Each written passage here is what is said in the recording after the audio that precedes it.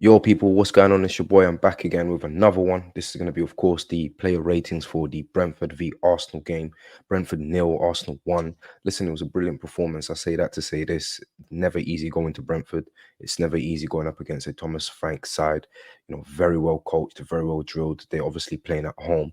It's always going to be difficult. I think a lot of Arsenal fans should give Arsenal a little bit more credit in regards to some of the reaction that I've seen from some people across the internet. I personally think we had to do what we had to do. We had to defend when we had to. We had to attack when we had to. We didn't take our chances per se in attack, but in terms of the defending as a unit, as a team, I think we did that well.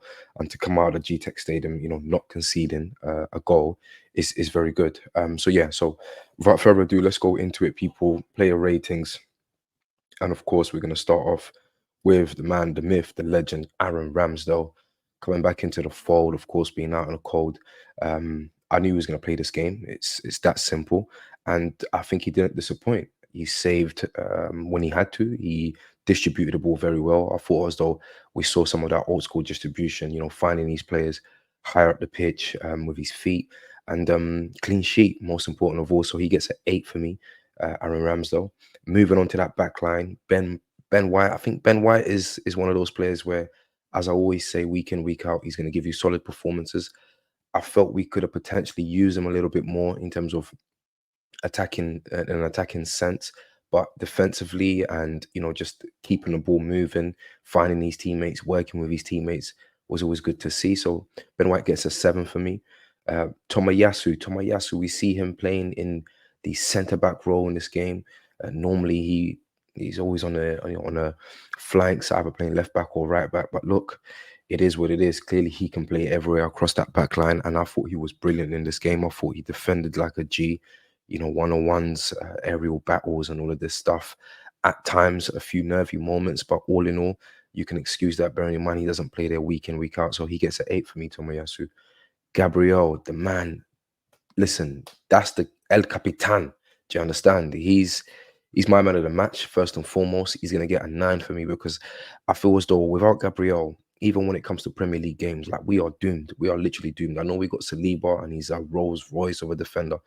But trust me, if it's not for Gabriel in terms of his size, his stature, the way how he reads the game, the way how he's able to um, recover and make last ditch tackles and stuff like that. There was one moment in the game where it was literally a Brentford player one-on-one with Ramsdale and he just comes through with a block. And it's just brilliant to see. Tomoyasu did that as well. But for me, I felt as though Gabriel just edged it in this game. So he gets a 9. And then Kivior had a good game as well. I'm not going to lie to you. Kivior, at moments, I felt same thing with Ben White. They must have been told not to push up too much and contribute too much to the attack and just just focus on the defending. So he's going to get a 7 for me, Kivior, because I felt as though, yes, defensively he did good and finding his teammates, keeping passes neat and stuff like that. But in terms of an attacking sense, he didn't really offer that much. But overall, the back line, they held a clean sheet at the GTEC, so it was never easy. So he gets a 7, high marks all round. Moving on to the midfield, people. Now, the midfield was interesting. We went into it with Smith Rowe, Jorginho, Havertz, and you know what they say, the midfield is where a game is won or lost. So it was always going to be a techie one in a sense. But overall, Smith Rowe, I'll give him a 7. I felt as though he played well. I felt as though, there's elements about him that still come across as if he's not fully 100% fit. But he was good, kept it nice and neat and tidy, had that moment of brilliance where he shifted, dropped his shoulder, shifted onto the left, and he nearly almost scored. It was just a tame shot. But yeah, I'm gonna give Smith Rowe a 7. I wanted to see a little bit more from him, I can't lie. But overall, I think he had a good game, and we got to give him time, to get back to the speed of things and to get back to that, original sort of old school Smith Rowe, getting into the fizz and into the game and attacking a little bit more. But that will come within time. But I'll give him a 7. Jorginho, I'm going to give him a 7 as well. I felt as though, again, nervy moments here and there, but he's coming, out from the cold, doesn't really play that much. So he's always going to be prone to mistakes and stuff like that. This is our third, fourth choice sort of, defensive midfielder. It is what it is. I felt as though he communicated well with the young players and gave them guidance and direction. But then, nervy moments is never really good to see, But he gets a 7 for me. Havertz, I'm not gonna lie to you, like you see Havertz, yeah, I want to give him a 7, but I have to give him a 6 because I feel as though there's that expectation element to things, price tag and all of that jazz. But just the fact that you're a new signing and you're already, he just looks at times that he's not engaged. He looks at times like he doesn't really mean it and doesn't really want it. And then there's times where you kind of say to yourself, oh, okay, this might be the moment. Do you know what I mean? But look, in terms of um working hard and putting in an effort from a basic standpoint, I think he did that. But I think we need to see much more from Kai Havertz, man. Like honestly, like his shooting is just skying it, and we need to see goals and assists. It is what it is. He's gonna get a 6 for me, and he's only getting a 6 because effectively we won. It's a clean sheet. I don't want to give anyone below 6s when we won a game away at Brentford and we're through to the fourth round.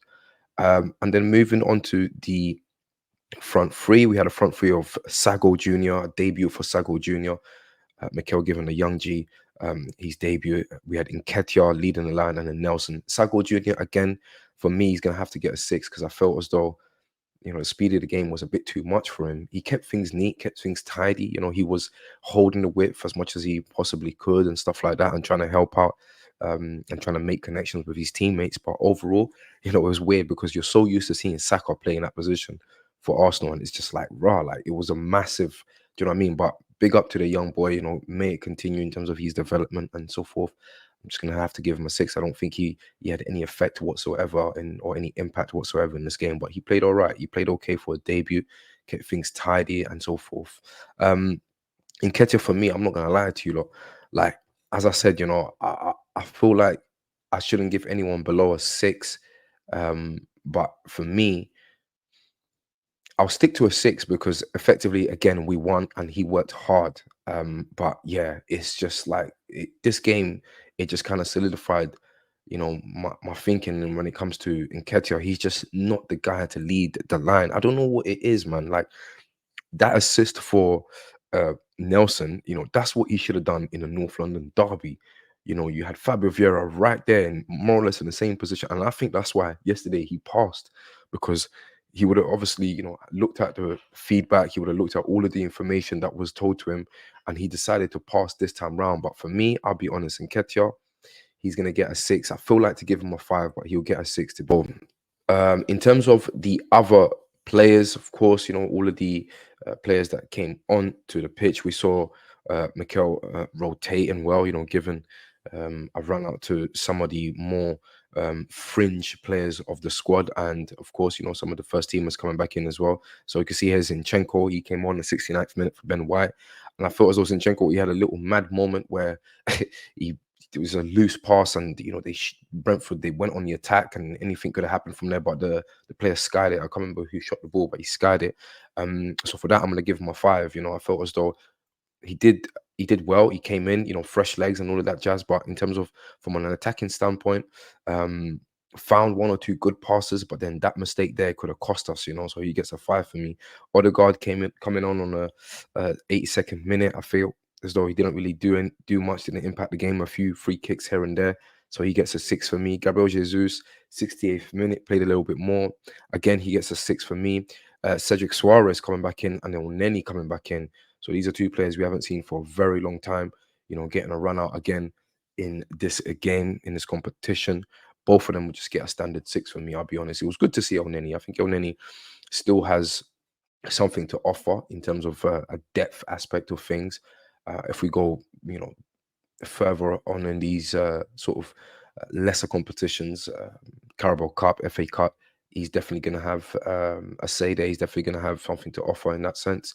Last but not least, Mikel Arteta, people, the manager. Mikel Arteta, look, man, it is what it is. We won the game, clean sheet. You can't be too angry, too upset about the fact that, it was only 1-0 and stuff like that. All of the things I'm hearing online, he should have did this, he should have did that. At the end of the day, sometimes, look, man, it's football. Like, nothing is guaranteed. Nothing is promised. And I understand fans want to see brilliant football, fizzing football, and 4 years into it and stuff like that. Even I was, saying things along those lines. But sometimes you really got to stop and just take a step back and say, look, I'm gonna really support this team through thick and through thin. because there's no point of releasing energy anywhere else, you know. So we understand he makes mistakes. We understand, just like we saw in the North London derby, we understand that he's learning on the job. He is improving. He is evolving. At times, there's a lot that goes on, and you think to yourself, "Right, just simplify things," you know. But don't do this to yourself. I think in this game, to an extent, he simplified it. Let me give some of the young players a goal. Let me give some of the French players a goal. We get the W, made the right substitutions at the right times. I felt as though maybe slightly a little bit too late, but overall, it didn't cost us. You know, it could have went in a different way, but overall, man, look, he's gonna get an 8 for me, Mikel Arteta. I think as though we now need to put all of these things and these situations behind us in terms of North London derby, what could have happened, how he should have did it, who he should have started. We need to focus on Brentford. Brentford's coming up. That's gonna not Brentford, sorry, Bournemouth. That's gonna be a tough game. And yeah, hopefully he chooses the right players, the right lineup, and all of these things. And we you know we're right behind him in that sense, supporting him, and we go for it. Listen, people, I'm going to leave it there. That was the player ratings for the Carabao Cup win or victory. Brentford nil, Arsenal 1. Let me know what you think in the comments. Let me know if you guys agree with me with my assessment of the players and the ratings as well. Drop a like on the video, smash that like, please. Subscribe to the channel, subscribe if you haven't already, and tell a friend to tell a friend, man. Share the content. Let me know what you guys think in the comments. Please engage, and I'll see you in the next one. Peace.